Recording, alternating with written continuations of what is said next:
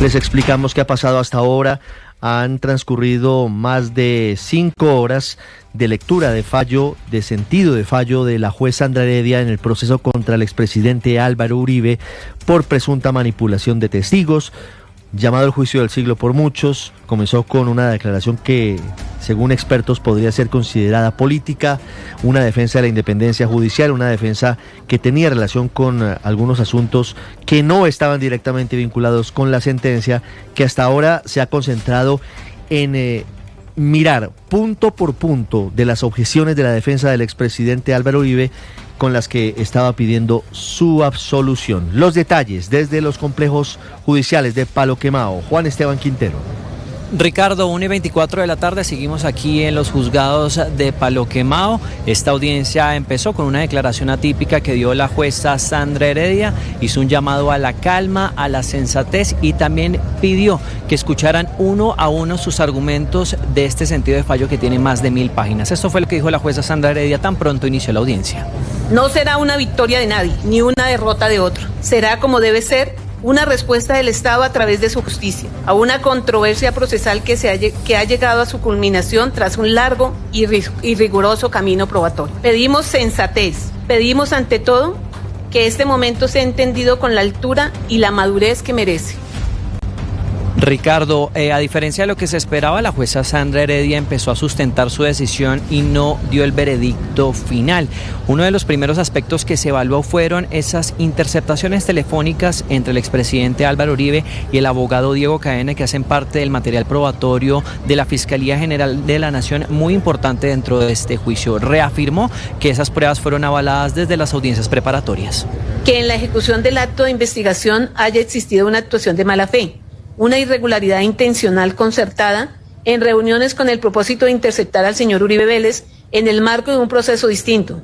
Tales afirmaciones corresponden a conjeturas y suposiciones planteadas por la defensa sin respaldo en los elementos probatorios del expediente. Un elemento clave, Ricardo, también tiene que ver con el testigo clave de la Fiscalía, que es Juan Guillermo Monsalve. Lo que dijo la jueza Sandra Heredia es que es un testigo que se le tiene que tener en cuenta dentro de esta decisión. Escuchemos. Y lejos de lograr demostrar que Monsalve Pineda no perteneció al grupo insurgente, lo que sí permitió corroborar ese excesivo afán por desacreditarlo es que el procesado, como diera lugar, presuntamente se valió de sus influencias, amigos, seguidores y abogados para hallar testigos en diferentes establecimientos carcelarios que rebatieran esas influencias. 5 minutos, Ricardo, para que se reanude esta audiencia. Estuvo enfocada en el episodio de La Picota, pero son 7 los episodios. Ahora, en la tarde, se espera que se hable del episodio de Neiva, que involucra al excongresista y actual magistrado de la Corte del Consejo Nacional Electoral, Álvaro Hernán Prada, pero también a alias Caliche. Seguiremos aquí atentos en lo que pase en los juzgados de Palo Quemao. Sí. Juan, ¿se espera que hoy se conozca la decisión final de la juez? Ricardo, se prevé que hoy se dé a conocer este sentido del fallo. Como le decía, son varios los episodios que aún no se han mencionado dentro de este sentido del fallo, pero se espera que alrededor de las 5 o 6 de la tarde se empiece a conocer una decisión de fondo si el expresidente Álvaro Uribe va a ser condenado o absuelto. Recuerda usted que son 3 delitos: soborno en la actuación penal y fraude procesal. Se pueden presentar varios escenarios: que sea condenado por un delito, por 2 delitos, por 3 delitos, como puede que no sea condenado por ninguno de ellos. Todo eso está a criterio de la jueza Sandra Heredia, que en este momento está en su receso. Ya pronto va a iniciar nuevamente la audiencia y la puede seguir a través de Blue Radio y la transmisión especial que hemos organizado para todos los oyentes. Juan Esteban, gracias. Y no solamente la acción hoy está concentrada en el complejo judicial de Palo Quemao, fuera de los juzgados, simpatizantes y detractores del expresidente Álvaro Uribe Vélez están expresando su opinión sobre lo que esta tarde va a decidir la jueza Heredia. Mateo Piñeros. Marcela, desde todos los sectores políticos han reaccionado a la lectura del fallo en el caso del expresidente Álvaro Uribe. Desde el Centro Democrático cuestionaron a la juez, ya que empezando su intervención aseguró que esta decisión no es revancha ni conspiración, sino justicia. El representante a la Cámara, Hernán Cadavid, que nada más fue testigo en el juicio, dijo que esta declaración de la juez era política. Ahora hay otras posiciones, como la de la representante Catherine Jubinao, quien asegura que hoy se pone a prueba nuestra justicia, nuestra democracia y nuestra madurez política. pues en un Estado de Derecho los poderosos deben rendir cuentas y a la sociedad nos compete acatar los fallos, es lo que dice la representante Jubinao. Por su parte, el representante Pedro Suárez Vaca del Pacto Histórico asegura que hay políticos que están tratando de presionar a la justicia y señaló su cuenta de X. Esperamos que esto no termine afectando una decisión que podría cumplirle al país con uno de los preceptos fundamentales de la justicia, la búsqueda de la verdad. 1:29 es un fallo judicial con profundas implicaciones políticas que ya han llevado a manifestaciones en Río Negro y pronunciamientos de dirigentes políticos en Medellín. Héctor Santamaría. Pues Ricardo, mientras avanza la lectura del fallo, son 200 personas las que están reunidas en el parque principal de Río Negro, oriente de Antioquia, donde expresan su apoyo al expresidente Álvaro Uribe, quien sigue la audiencia desde su finca a pocos metros, acompañado de su familia. Quien se acaba de pronunciar fue el alcalde de Medellín, Federico Gutiérrez. Independientemente del fallo, muchos nos preguntamos, ¿por qué quienes, si realmente han delinquido, están hoy inclusive en el poder y muchos premiados en el Congreso? Y hoy vemos justamente también en la situación lastimosamente que se encuentra el expresidente. El alcalde Gutiérrez se mostró respetuoso a las decisiones de la justicia, afirmó que en momentos como estos debe prevalecer la institucionalidad. Héctor David, gracias. Y en Cali, los simpatizantes del expresidente Álvaro Uribe Vélez han organizado también una caravana para expresarle su apoyo. Alejandro Muñoz. Hola, ¿qué tal? Buenas tardes. Hasta ahora los saludo desde el sur de Cali, en el Parque de las Banderas, punto desde donde ya arrancó esta movilización, esta caravana precisamente en favor del expresidente Álvaro Uribe, que está programada acá en Cali por diferentes sectores sociales y líderes políticos. Estamos con Cristian Garcés, representante de la Cámara por el Valle del Cauca. Cristian, buenas tardes, bienvenido a Blue Radio. ¿Y cuáles son las razones por las que ustedes hoy ya están a punto de arrancar esta caravana? Uribe inocente. Es increíble que el presidente de la República, que puso contra la pared a los grupos guerrilleros, a los paramilitares, que extraditó varios de ellos, hoy los mismos criminales lo tengan pues a puertas de una condena.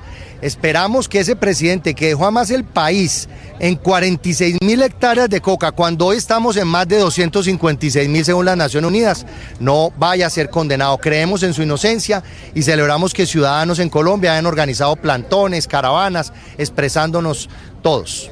Muchísimas gracias por acompañarnos a esta hora. Hay que decir que esta caravana pasa por toda la calle Quinta aquí en Cali y finaliza en Sencar, en Sameco, en el norte de la ciudad. Las personas están con camisetas de color blanco y banderas de Colombia. La información desde el sur de Cali, Alejandro Muñoz, Blue Radio. Alejandro, gracias. Y así como hay caravanas defendiendo al expresidente Álvaro Uribe, hay manifestaciones como la que hasta ahora se adelanta en la calle 45 con carrera séptima en Bogotá, de quienes consideran que debe ser condenado, es decir, que consideran que el expresidente Uribe sí habría cometido delitos. Ese es el principal escenario y esa es la prueba de la profunda polarización política que tiene consigo este proceso judicial que ya completa cerca de 15 años ante diferentes estrados en nuestro país. Cronología que nos trae hasta ahora Juan Andrés Beltrán.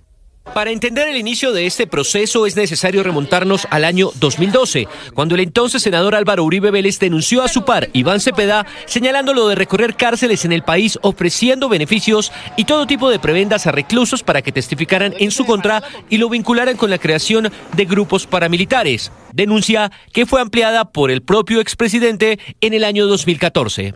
Son dos nuevas pruebas a la Corte Suprema. Dos testigos que están en la cárcel, uno dice que lo que le interesaba a Cepeda era que yo le sirviera como testigo en un caso donde me dejara grabar una entrevista, un video donde yo manifestara que el doctor Álvaro Uribe Vélez había estado en el caso de un guerrillero que fue dado de baja en Begachí. Sin embargo, luego de 4 años de investigaciones, interceptaciones telefónicas, testimonios y otros documentos, el proceso dio un giro de 180 grados, ya que la Corte determinó que Cepeda no manipuló ningún testigo y, en cambio, estableció que el expresidente Uribe, a través de su abogado Diego Cadena, habría recurrido a esas prácticas para enlodar a su contradictor político. Y así, determinó cerrar la investigación a Iván Cepeda y abrir un proceso investigativo contra el expresidente Álvaro Uribe por presunta manipulación de testigos. Sigue el ánimo persecutorio en la Corte Suprema de Justicia. Pido a los colombianos presos que conozcan manipulaciones del senador Cepeda, que se atrevan a denunciar. Por primera vez, hasta donde tenemos conocimiento, el senador y expresidente Álvaro Uribe y su hermano Santiago no aparecen siendo objeto de acusaciones de terceros o de documentos de otro tipo, sino en el cual aparecen actuando a través de estas interceptaciones en hechos que para nuestra opinión y análisis son evidentemente actos delictivos. La investigación siguió su curso y tras 1 año y 8 meses de recusaciones y otras maniobras judiciales de ambas partes en el proceso, el 8 de octubre de 2019, el expresidente rindió indagatoria ante la Corte Suprema de Justicia. El doctor Granados, que lo dejen entrar, Juan Felipe.